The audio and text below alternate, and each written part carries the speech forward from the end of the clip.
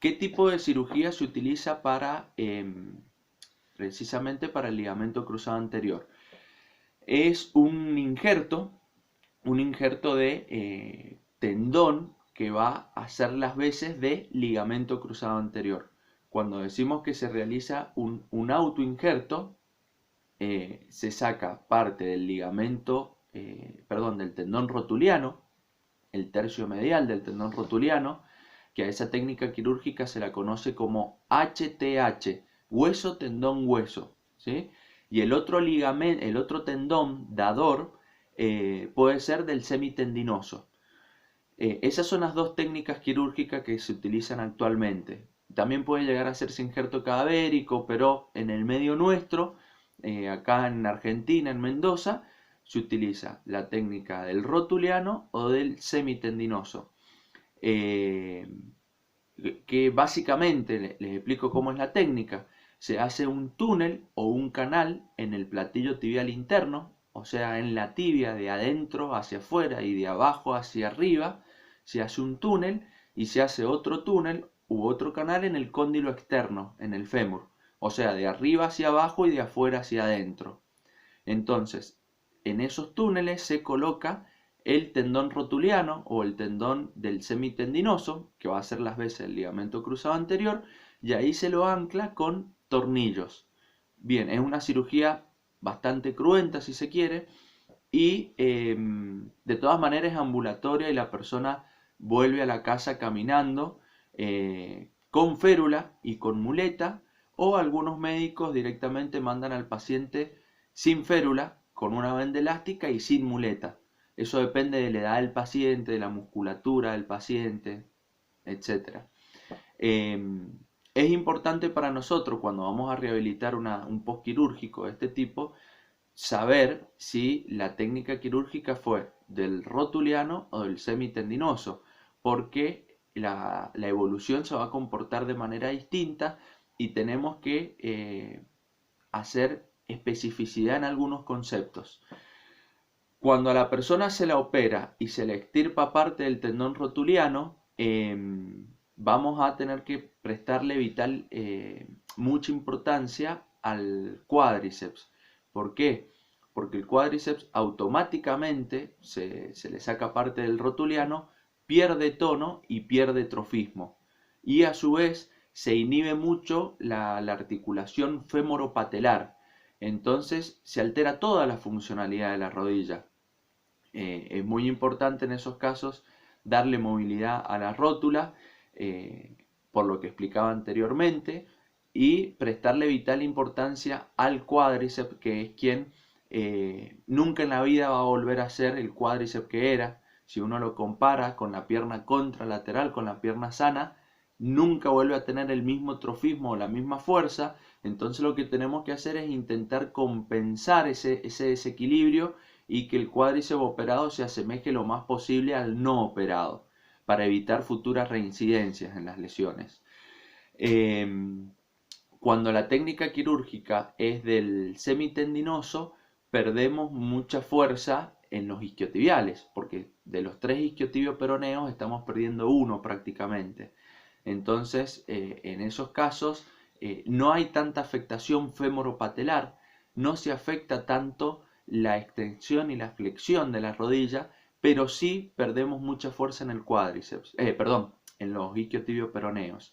Entonces, en esta técnica quirúrgica del semitendinoso es muy importante fortalecer los isquiotibiales.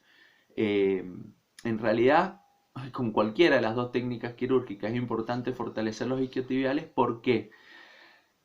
Porque si ustedes se ponen a ver, estos isquiotibioperoneos son sinergistas del cruzado anterior. Cuando yo les digo que el ligamento cruzado anterior inhibe o evita la anteversión de la tibia hacia adelante. Bien, que aparte de este ligamento, ¿qué músculos están inhibiendo la anteversión de la tibia?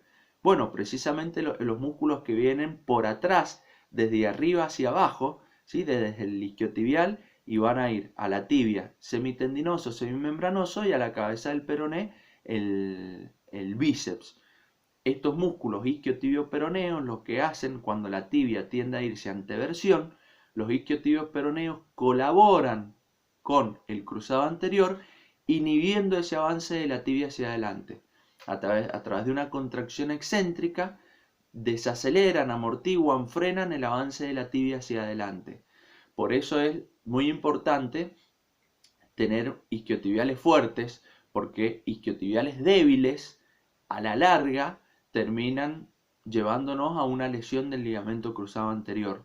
No sé si se entiende esto. Bien, vamos a ver cuál sería la planificación de la rehabilitación. Ya les he dado unas normativas generales importantes a tener en cuenta. Esta es una rehabilitación larga. Se dice que son como mínimo 6 meses, pueden ser 6, 7, 8 meses de recuperación. Repito lo mismo que en cualquier otra patología o cuando hablaba de meniscos. Si rehabilitamos a una persona joven, fuerte, deportista, que ha tenido una salud hacia una persona sana, la recuperación se puede acortar. O si es una persona ya más entrada en años, sin buena musculatura, sin una buena salud osteomuscular, la rehabilitación se puede prolongar. Pero es muy difícil bajar esta barrera de los 6 meses. Puede que vean en algunos medios que hay deportistas que vuelven a jugar a los 5 meses, a los 4 meses y medio, a los 5 meses y medio.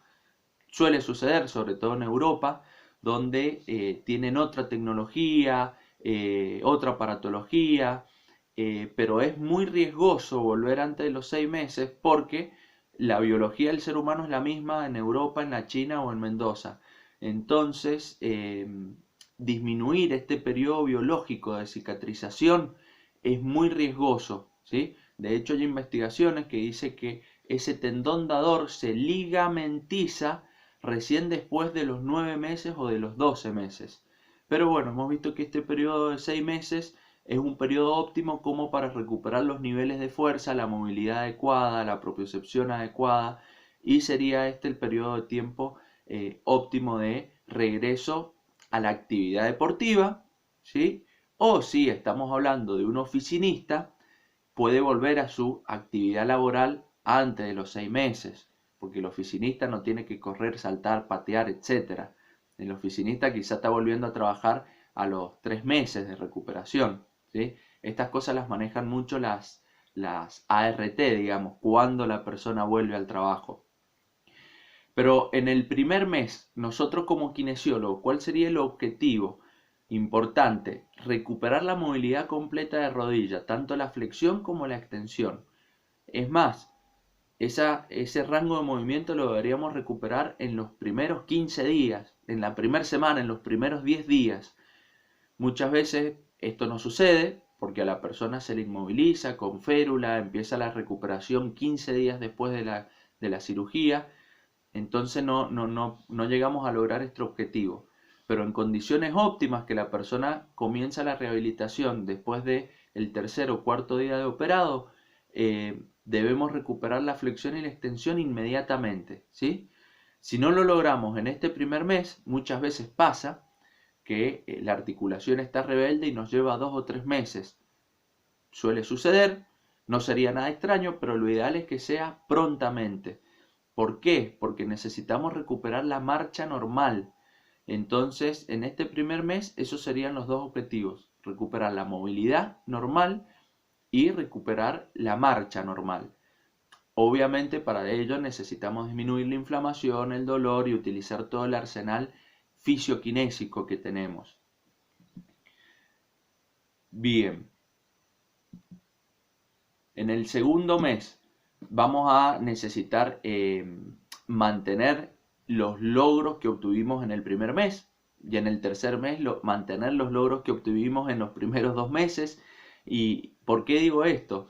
Porque así como existe el principio de sistematización, de continuidad, que nos permite entrenarnos, cuando uno realiza un estímulo de manera continua, cíclica, progresiva, la persona se va entrenando, va evolucionando. Cuando uno deja de aplicar estos estímulos de manera continua y de manera sistemática, Existe lo que se llama principio de reversibilidad o acción inversa, donde el individuo se desentrena, pierde la fuerza, pierde la movilidad, pierde la flexibilidad, pierde la propiocepción. Entonces es muy importante que nuestro tratamiento en cualquier patología siempre sea continuo, cíclico, sistemático, progresivo, etc.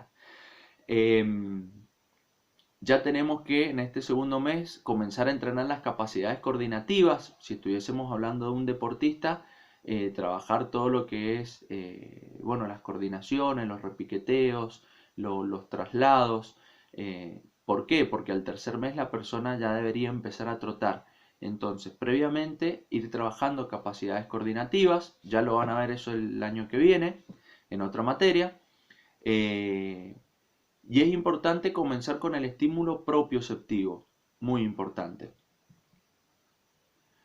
Cuando hablamos de fuerza, quiero hacer hincapié en esto de trabajar la fuerza propioceptiva, porque generalmente hablamos de recuperar la fuerza y de recuperar la propiocepción. Bueno, no son entidades separadas, sino que últimamente se está hablando mucho de trabajar la fuerza propioceptiva. ¿Por qué? Porque cuando uno realiza fuerza, no la realizamos sobre un solo eje, sobre un solo plano, sobre superficies estables. Generalmente cualquier fuerza que uno hace, sobre todo si estamos hablando de un deportista, hacemos fuerza perdiendo el equilibrio a una pierna, trabajando multiplanarmente con mecanismos que nos desequilibran. Entonces, generalmente cuando uno hace fuerza, hacemos fuerza intentando recuperar el equilibrio y mantener y esto de recuperar el equilibrio va a depender básicamente de la propiocepción. Entonces es importante trabajar la propiocepción y la fuerza. Ya vamos a tener una clase especial de propiocepción. Cuando hablamos de ejercicios isoinerciales, ya lo van a ver mejor el año próximo, pero los ejercicios isoinerciales son aquellos que nos permiten fortalecer la fuerza excéntrica. Es muy importante recuperar la fuerza excéntrica porque esta lesión suele producirse en fases de desaceleración. Entonces la fuerza excéntrica es la que amortigua esa desaceleración. Ya hacia el tercer mes debemos ir automatizando los movimientos, ya sea los movimientos de marcha o de trote, los debemos automatizar. ¿Y por qué digo esto?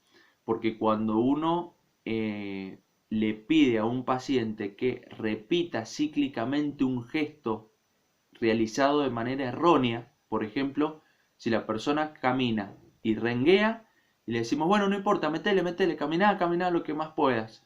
Si la persona trota y renguea y le decimos, no importa, metele. Bueno, vamos a estar generando una praxia, un programa de movimiento, vamos a estar generando conexiones neuronales erróneas. Es decir, la persona graba neurológicamente un gesto motriz erróneo, con renguera, ¿sí? Y eso después es dificilísimo quitarlo y modificarlo, ese gesto motor. Por eso es muy importante que si la persona renguea, no la hagamos caminar demasiado. Tenemos que corregir la marcha, ¿sí? Si la persona trota, no debemos hacerla trotar demasiado. Tenemos que corregir la carrera antes de sistematizar este gesto. Repito, para automatizar un trote sano, pulido, lubricado y no para sistematizar un gesto erróneo. Bien,